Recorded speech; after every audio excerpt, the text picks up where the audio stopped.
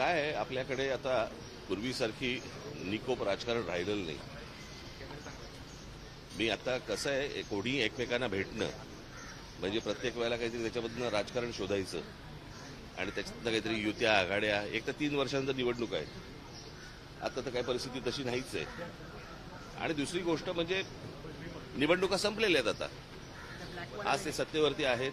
आम्हाला जर काही समजा सजेशन्स द्यायचे असतील, जर काही चांगल्या गोष्टी करून घ्यायच्या असतील तर त्याच्यासाठी भेट व्हायला नको की प्रत्येक वेळेला त्याच्यातनं काहीतरी आपल्याला शोधलंच पाहिजे, प्रत्येक वेळेला काहीतरी त्याच्यातनं आपण राजकारणच शोधलं पाहिजे, अशी काही आवश्यकता नाहीये. उद्या मी मुख्यमंत्र्यांना भेटीन. आज मुंबईमध्ये, महाराष्ट्रामध्ये, पुण्यामध्ये, ठाण्यामध्ये अनेक शहरांचे प्रश्न आहेत, राज्यांचे प्रश्न आहेत. जे आम्हाला जे वाटतात ते आम्ही सांगणं गरजेचं नाही का? मी खरं तर त्या दिवशी तुम्ही जर असतात त्या दिवशीच बोललो असतो. मी कशासाठी भेटलो तुम्हाला आठवत असेल. मी आता जे भेटलो त्यांना या सगळ्या ह्याच्यामध्ये जी काय रोजची परिस्थिती मला जी काय आपल्या शहरांची दिसते ती इतकी बिकट आणि विचित्र आणि इतक्या भीषण अवस्थेला पोहोचलेली आहे. आणि त्यातला सगळ्यात महत्वाचा भाग आपण बघत नाही आहोत. आपल्याकडे काय होते, डेव्हलपमेंट म्हणजे रस्ते बांधणं, फ्लायओव्हर बांधणं आणि ब्रिजेस बांधणं, याला आपण प्रगती म्हणतो. परंतु मला असं वाटतं की ती सूज आहे. कळलं का? ते काही बाळसं धरलेलं नाहीये. म्हणजे आपल्याकडे चांगले फ्लायओव्हर्स व्हावेत, चांगले ब्रिजेस व्हावेत वगैरे वगैरे, चांगले व्हावेत ना. परंतु आपण मूळ गोष्टींना आपण हात घालत नाही आहोत. आज काय आहे, संपूर्ण मुंबईमध्ये, ठाण्यामध्ये, पुण्यामध्ये, सगळ्या शहरांमध्येच खास करून सगळीकडे रिडेव्हलपमेंट सुरू आहेत. म्हणजे जिथे एक 25 माणसं राहत होती, एक 40 माणसं राहत होती, आज तिकडे जवळपास 400 माणसं राहत आहेत. जागा तेवढीच आहे, रस्ते तेच आहेत. आणि अशा सगळ्या परिस्थितीमध्ये आज अनेकांकडे अनेक गाड्या आहेत. त्या गाड्या आज पार्किंगमध्ये न जाता आज रस्त्यावरती उभ्या राहतात.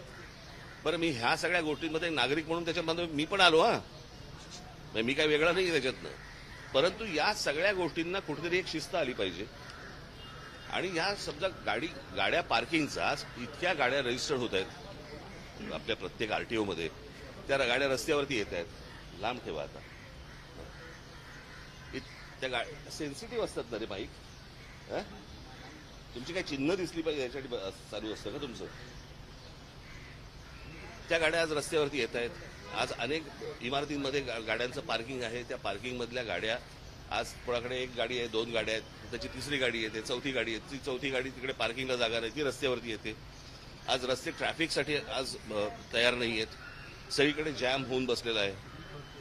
हा प्रत्येक शहरांचा प्रश्न आहे. आणि शहरांमध्ये येणारी जी माणसं आहेत ती थांबत नाहीयेत, गाड्या थांबत नाहीयेत. हे आपण कुठे नेणार आहोत सगळं प्रकरण? आणि आज मागे हीच गोष्ट मी मुख्यमंत्र्यांना भेटून सांगितली होती, आठवतं तुम्हाला? त्याच्यानंतर मी पत्रकार परिषद घेतली होती. तीच गोष्ट मी आता त्यांच्या कानावरती घातली. ही गोष्ट त्यांनी लगेच ताबडतोब त्या भूषण गगरांना फोन करून त्यांनी सांगितलं की काय करायला पाहिजे ते सगळं करा. आज गाड्या पार्क असतात, कुठेही गाड्या पार्क असतात. आज डबल पार्किंग करतात. हे तुमचे कोणते ओला उबरवाले आले त्यांना तर काय अक्कलच नसते. त्याच्या अनेक लोक अशी असतात की त्यांना बाबा ते कुठेही गाड्या पार्क करून बसतात. आणि त्यांना समजण्यापेक्षा मला असं वाटतं एकदा एका गोष्टीची शिस्त आली की त्यांनाही समजेल की कुठे गाडी पार्क करायची आणि नाही करायची.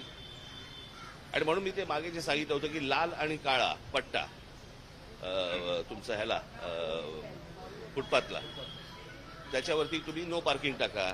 पिवळा आणि काळा असेल तिकडे पार्किंग टाका.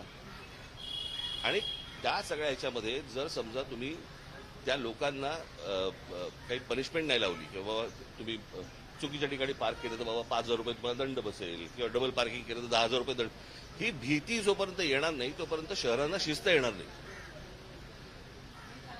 आणि ह्या सगळ्या गोष्टी मी त्यांच्या कानावरती घातल्या. परंतु आपल्याकडे कसं होतं, या सगळ्या गोष्टी सांगितल्या तरी आपल्याकडच्या लोकांचा विश्वास बसत नाही. नाही काहीतरी असणार, ह्याच्यामध्ये पण काहीतरी असणार तर असणार. मग तुम्हाला काय चर्चा करत बसा. मी जो गेलो होतो ती ह्या गोष्टींसाठी गेलो होतो. त्यांच्याकडे ते सगळे परत अख्खी फाईल दिलेली आहे. ती संपूर्णपणे त्यांनी त्या गगरांकडे पाठवली आहे. पुढचं काय होईल ते मला वाटतं गगरांनी विचार.